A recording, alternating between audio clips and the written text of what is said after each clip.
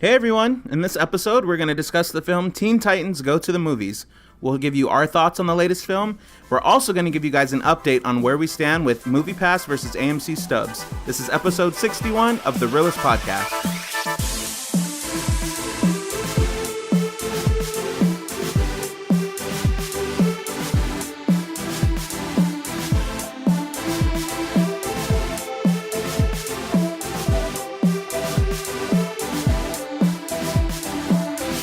Hey listeners, I'm Donald. And I'm Oscar. And we have our producer Ruben here.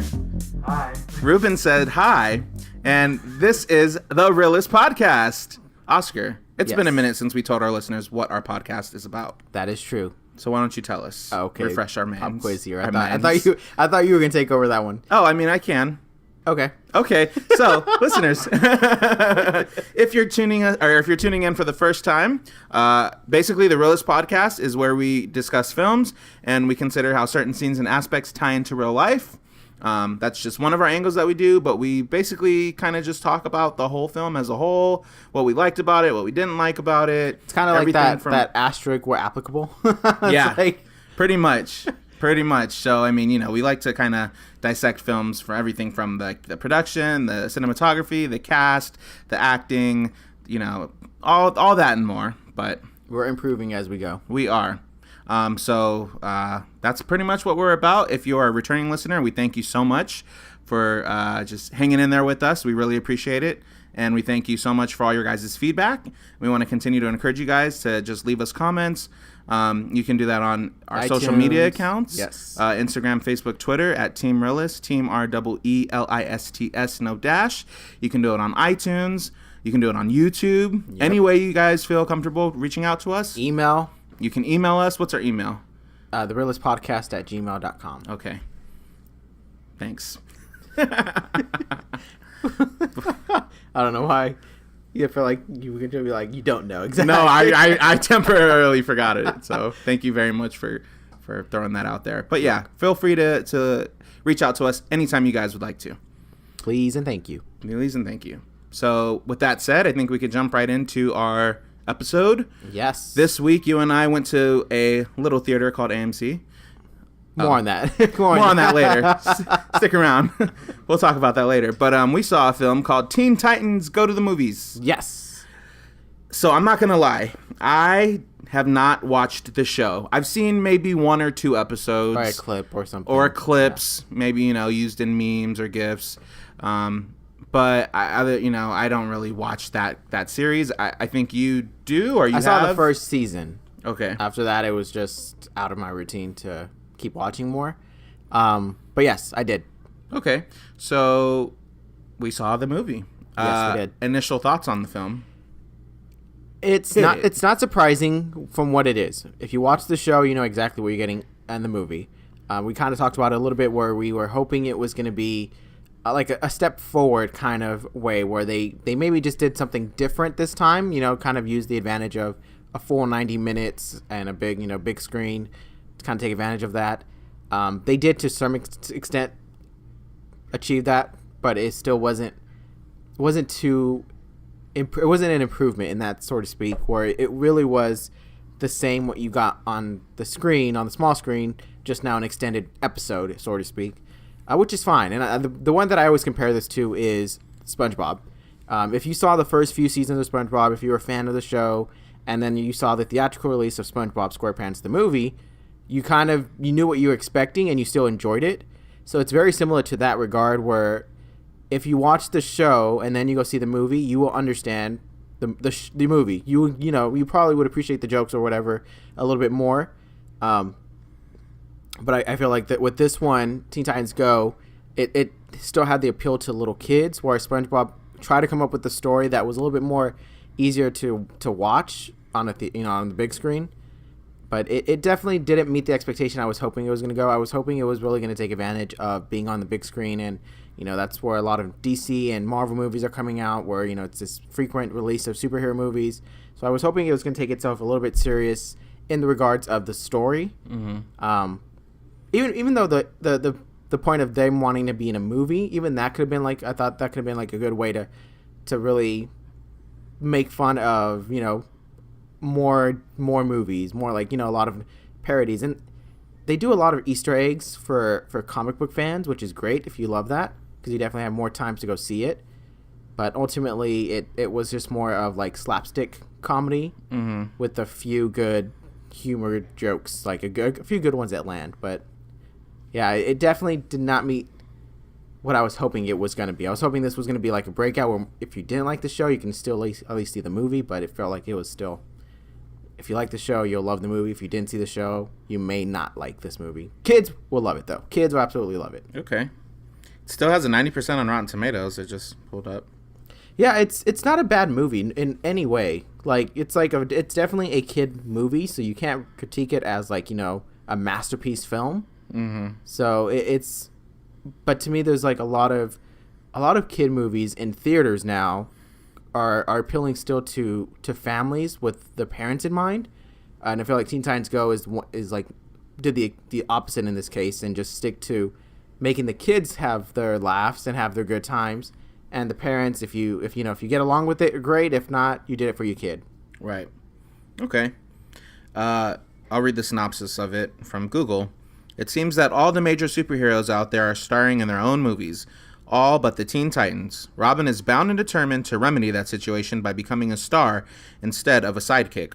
With a few madcap ideas and a song in their hearts, the Teen Titans head to Hollywood to fulfill their dreams. Things soon go awry, however, when a supervillain plans to take over the planet, putting the very fate of the young heroes on the line. And that villain being Deadpool. That was the recurring joke. I will say that... Spoiler alert. Sorry, I just realized. Thank you very much. Yes, if you haven't seen the movie, we're going to be spoiling it. I will say that I was expecting the film to be a little more... at least a little more geared towards a slightly older audience, maybe more so like preteen teenagers. Okay. And maybe that's just because I don't, like I said, I didn't really watch the show.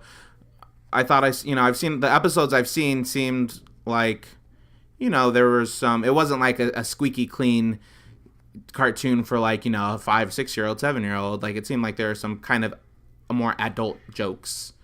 Maybe the comedy was a little more mature. So right. I guess I just maybe I took like one joke and I ran with it, and I thought that would be the whole movie. But I feel like the movie was pretty like, I guess you could call it PG rated. PG. There's some a little bit dark humor in there. Yeah. Like when they thought they killed one of the creatures. Mm-hmm. So yeah, there's like some dark humor there. Yeah. But I mean, in terms of, it being geared toward the audience it was geared toward, I was, I guess, a little surprised by it. Also, I mean, it's a fun movie. And like you said, if you take, if you have little ones who really like the show, I feel like these are the people that are going to like this movie. Kids, like that just love animation and love animated films. Comic book fans. Yeah. DC fans. Because they're going to see all their heroes, and like you said, there were some Easter eggs thrown in there. Or if you're a Marvel fan, you might enjoy the how bad DC kind of jokes, like that's right, yeah, they're low that they can't even do a good movie, so they're making fun of themselves, kind of thing. But right. Anyways, just go ahead. So if you're in the comics, yes, I think you'll appreciate it. One way or the other, yeah. Yeah, for sure. I guess that's it. Yeah. And I'm into Marvel. I mean, I'm getting more into comic books. Obviously, we're into Marvel. You obviously love DC. And, it was entertaining, but I don't really have much to say about it in terms of, it's not like it left me with, I wasn't, coming home reeling from it or thinking about it like, oh, man, that was so funny or that was such a good film. I don't know. Me personally, it just didn't do much for me. I think. And I'm trying to, decipher if that's because... it wasn't for you? It wasn't for me personally. I think that's probably more so what it is. I mean, I think, people, you thought you liked it, and... Right. Yes, I enjoy it for what it is. I mean, yes, it's not going to be the greatest DC movie that you ever seen or anything like that. They love to do the jokes that make fun of DC at the same time, the Martha I did appreciate that. It did seem like a very self-aware film. Yeah. They were kind of calling themselves out on the Green Lantern joke. Yeah, it had some funny jokes that I was like, it's a good one. That's a good one, And it's always nice to see, kind of someone poking fun at themselves, so that was nice to get those moments. It's really one of those where you watch the movie, and maybe the jokes stick afterwards. Like maybe you might be able to reference one joke, or like to me the one that always stands out is when they were like, oh, we went to this like food place and we discovered it, blah blah blah, and Superman was like, but you didn't save anyone, and Cyborg is like, but we saved room for dessert. Like those kinds of little jokes that still click. Right, like those little ones are the ones that are probably gonna you can recall down the road. I can see myself saying that line anytime like a dessert is gonna be brought up. But it's very, it's like, but the overall movie you probably won't necessarily be keen on watching again. For DC fans, you're gonna see the Easter eggs that you probably would want to see just in case you missed one or two. But yeah, the jokes is gonna be what you might, if you don't remember one or two jokes, you probably will forget the movie overall. I feel like the comparison to SpongeBob is the best way to describe it, because I remember seeing SpongeBob SquarePants, the first movie. It was just a complete joy, but because you knew Patrick was, the jokester, and Mr. Krabs was all about money, Squidward was the one that's always irritated. Like, you knew these characters, and it's kind of similar to the Teen Titans Go. I mean, like, I knew Beast Boy and Cyborg were the silly ones. Robin was always the one that was like, I can lead, but, always failing. Starfire was the, not clueless, but, she was the one that's, like, understanding Earth still, and Raven was the, unemotional lack of care. I like her. I remember, like, I liked her when I first saw her in one of the episodes. But yeah, so that it was still like, if you see the show, you get the personalities, and therefore when you see the movie, you're kind of prepped. Very similar to SpongeBob in that. And to some people, the jokes for SpongeBob don't stick. Like, they're just like, that's not funny. But to some, it's like, I still recall, some of the Patrick jokes. That even makes me think of like Rugrats, like when they did the Rugrats the movie.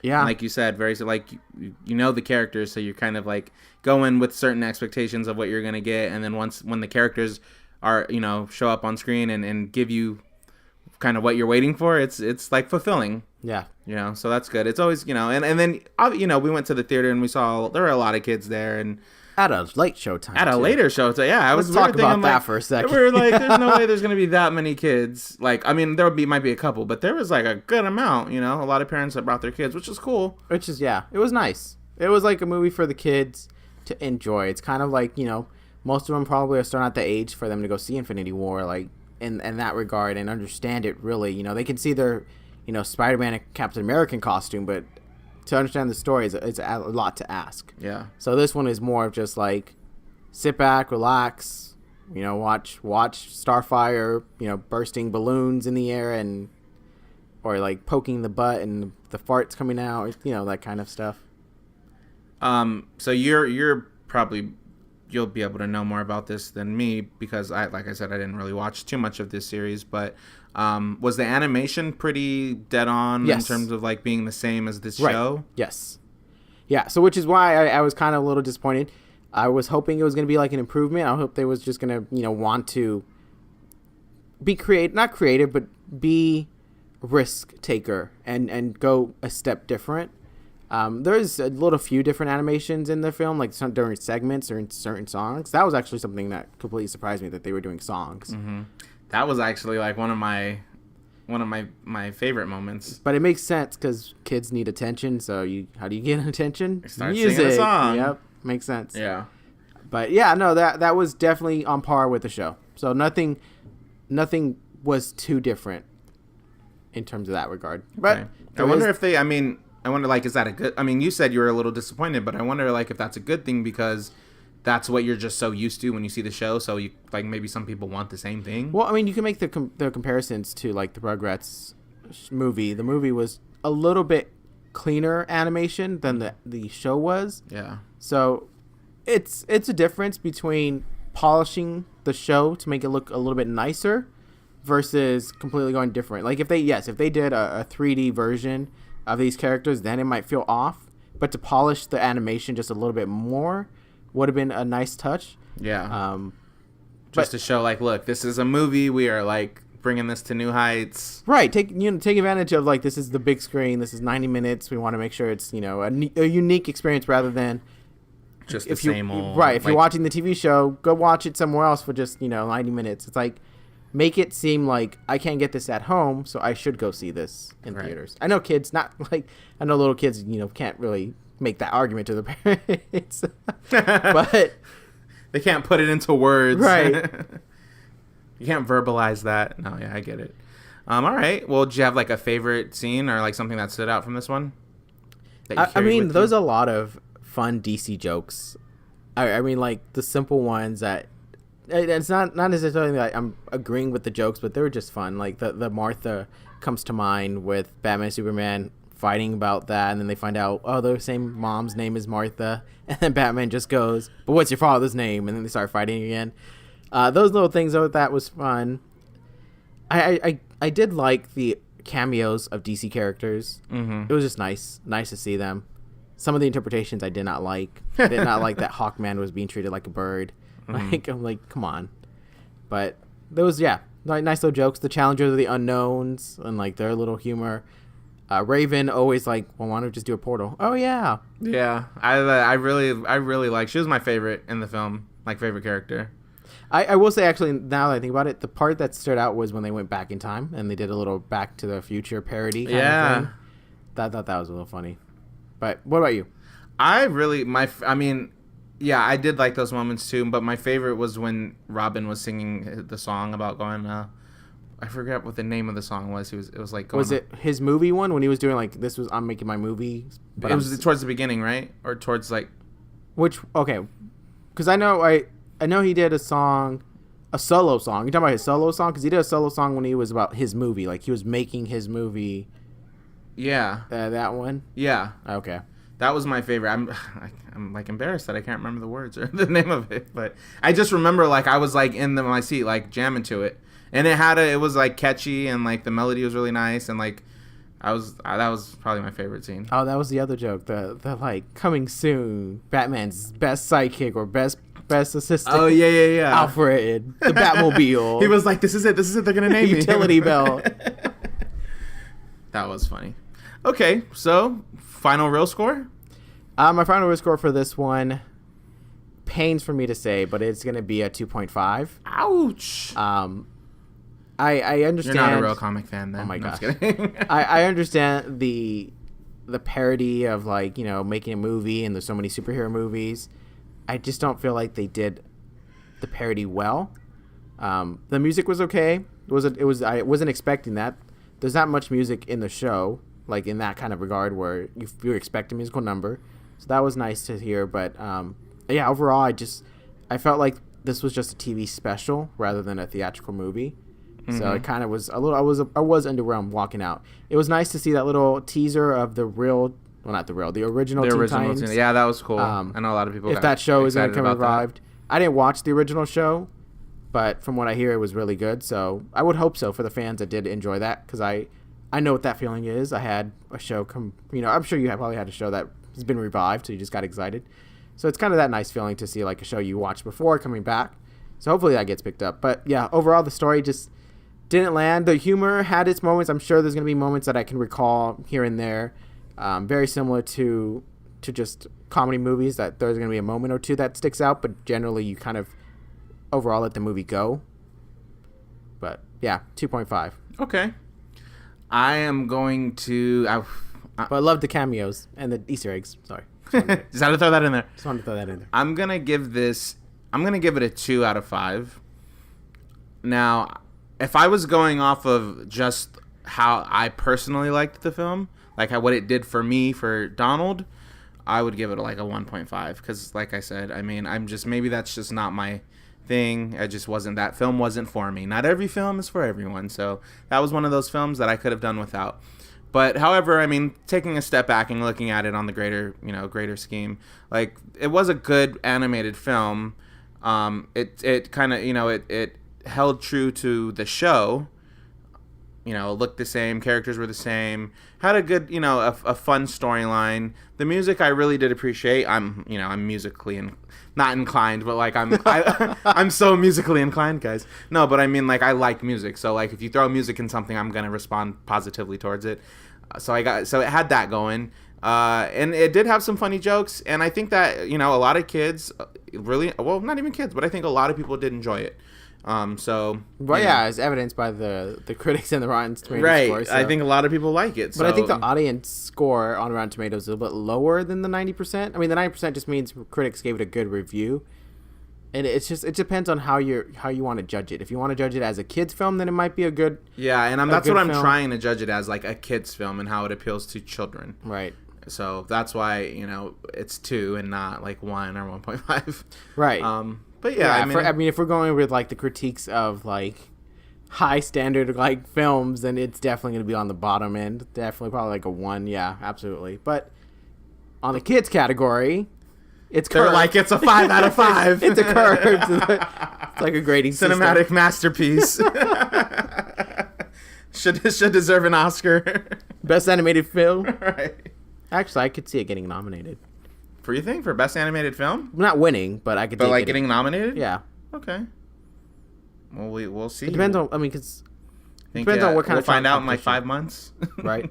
Right now, I'm just thinking, what's the competition? And the only thing I can think of that's animated. Incredibles 2, which most likely will win. Actually, I like 95% sure it's gonna win. Hotel Transylvania 3, Teen Titans Go to the Movies. Well, I'm sure there was another animated. Like there was. Yeah, I'm sure there was. Did we see another animated movie before? Or was Incredibles 2 the first one? Maybe Incredibles 2 was our first animated film. We'll look into that. We'll look into that.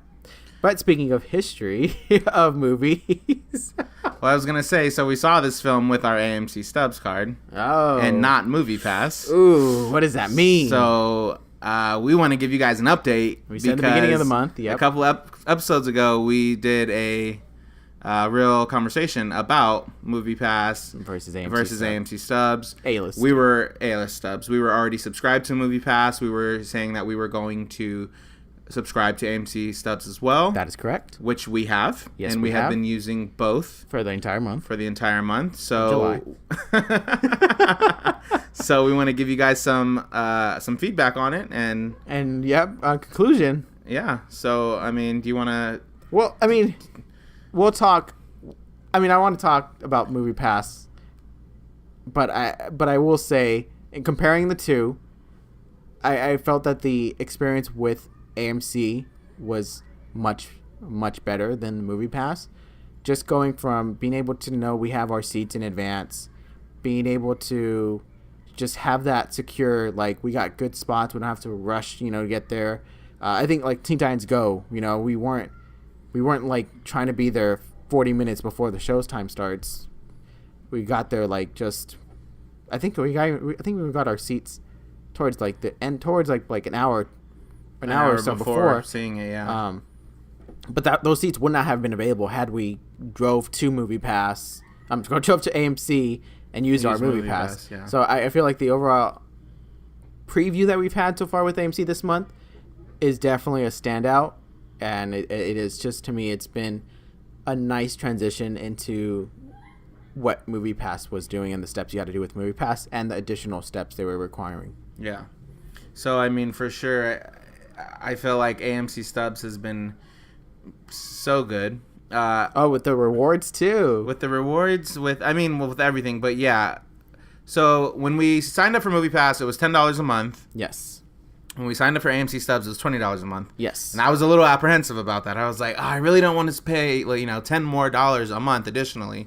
But when you look at the pros and cons in both, I just feel like, not only does it pay for itself, but it's such a better deal. Yes. Now with Moviepass, as of where we stand right now with Moviepass, you can only see a film once. If you see a film with Moviepass, you can only see it one time with Moviepass. Yes. AMC, you can see the same film multiple times. Yes. With Moviepass, they have peak pricing. Yes. So if it's Friday night, Saturday night, Sunday night, you have to pay additional. AMC Stubs does not have that. Moviepass, you can only see a standard 2D film. Yes. AMC Stubs, you can see IMAX and Dolby Digital as well. We tried that. We did Mission Impossible. Yeah, we with did Dolby Digital. Yeah, and it was great. With Moviepass, you cannot do reserve seating. With AMC Stubs, you can do reserve seating. Well, with Moviepass, you can do e-ticketing. So there's, to some extent, you can do reserve seating, but it's select theaters and it's more local theaters than the big chains. Mm-hmm. But yeah, you can do it. It's just very limited. It's more like one out of every 6 theaters you can do it for. Ah, okay. But I mean, it's theaters that one either are out of our way for us to go, or it's just one that we haven't been to, we're not comfortable kind of mixture. Yeah. So with Moviepass, you have to take a picture of your ticket stub and submit it, which half the time I forgot to do it, and I kept getting me in trouble with the app, and I couldn't proceed forward, and I had to go search through like my pant pockets to find the ticket. AMC Stubs, you don't have to do that. Correct. Also, if you go with AMC Stubs, every single time you use their service, you get points. Whereas with Moviepass, I mean, if you have, we go to Regal, we've been to Century, we've been to AMC, and you got to have separate accounts to, rack up points with each theater every time you go. But with AMC, it's cool because you rack up points every single time, which has benefited us because the last time we went, we both had $5 off on our purchase at the concession. Yes. Which was great, and I didn't even know it until they were like, "Hey, you have $5 off." And you're just like, "What?" So I was like, "Sweet." No, yeah, it's been really nice. It's been an overall good experience with AMC A-list stubs. But I think at the same time, at first you could have made the argument that it depends on what your movie habit is or what theater you go to that might determine whether Moviepass or AMC would be your choice. But recently, Moviepass has just put themselves in such a big hole that you don't see the reason to go for it. And that's just this past weekend. Like the Thursday reports that they ran out of money and couldn't get anyone tickets. Yeah, that's crazy. And then they follow back that with on Friday with saying, okay, all right, everyone can use it now, but you just can't go see Mission Impossible because we don't have enough money to cover that movie.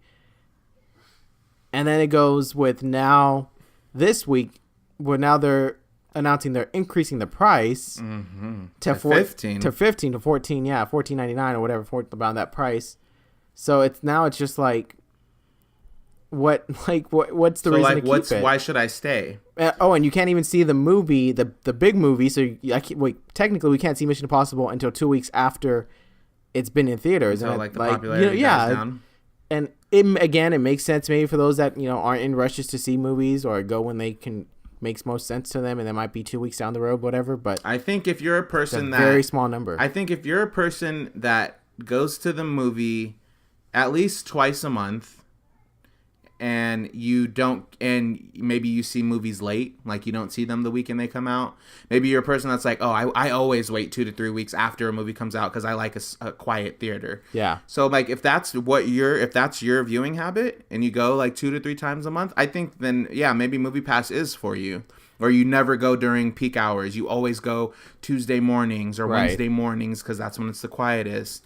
And you hate IMAX and you're not really into Dolby Digital sound because it's too loud. Like I think if we can find customers, it narrowed down. Like it became like, okay, yeah, that's possible. Well, I have somebody in mind who I'm thinking of. So like if you're that person, then absolutely Moviepass is probably for you. But don't sign up for Moviepass because it most likely won't make it any further. Like I mean, I don't expect it to be. They'd have, yeah. I'm very sure I can hear an announcement of like it's closing or it's going down or it's out of business. If they file for bankruptcy, you're not getting your money back.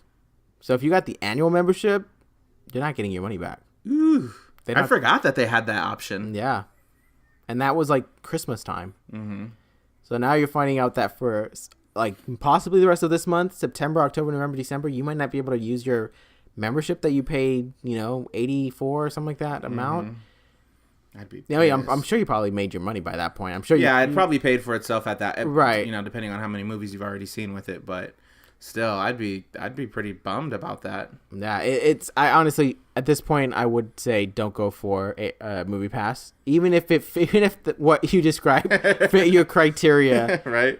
I don't think Moviepass is going to last. Also, I was gonna say because we're comparing it to AMC Stubs A-list. Yes. If there's no AMC anywhere around you, then obviously you probably shouldn't do AMC Stubs A-list. Oh, yeah, of course. I mean, at this point, there's a lot. AMCs are pretty common, so you might need to. You're right. You might have to do a drive, but that might be your incentive to go see a movie because you don't have to get you have your reserved seat and all those stuff. Yeah, it's true.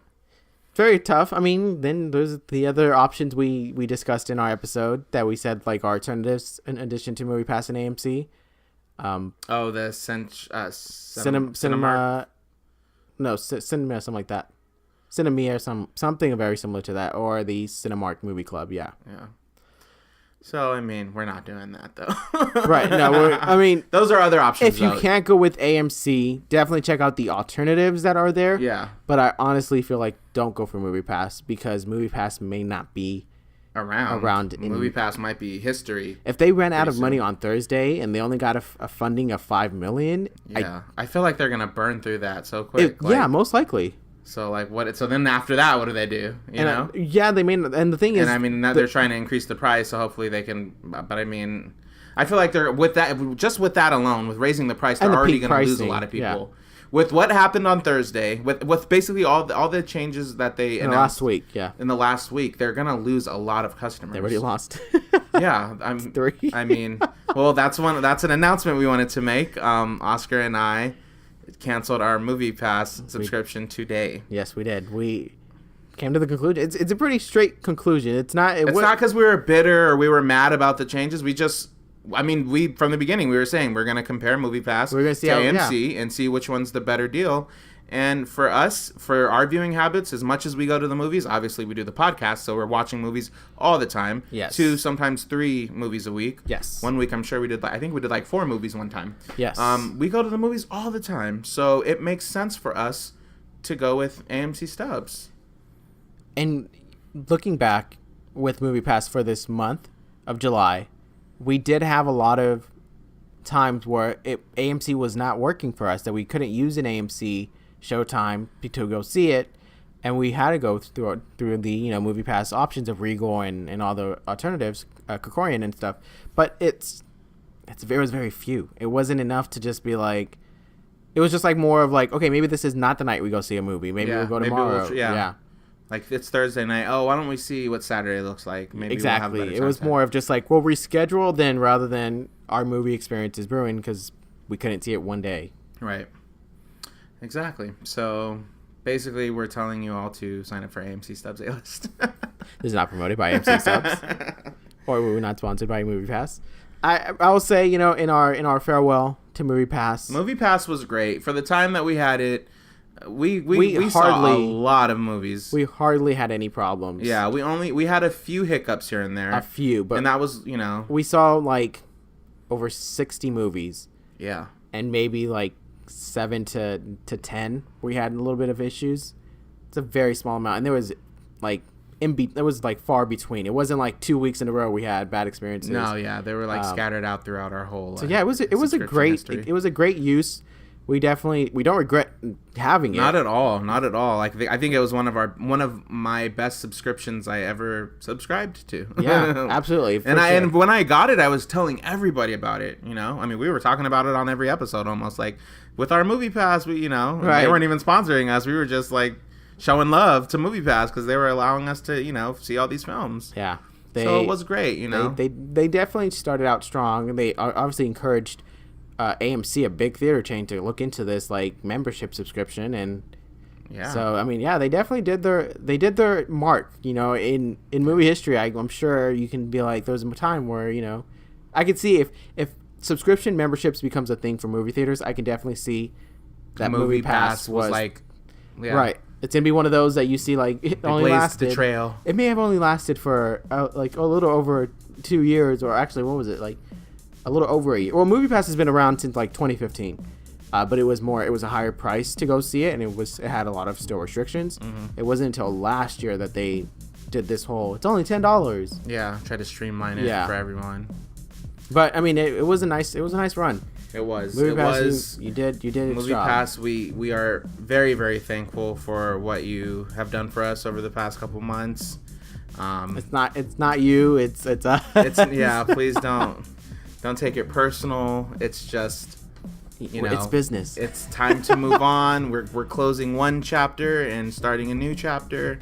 But we so thank you for... You changed our lives. You did. You made a mark. And for that, we'll always be thankful.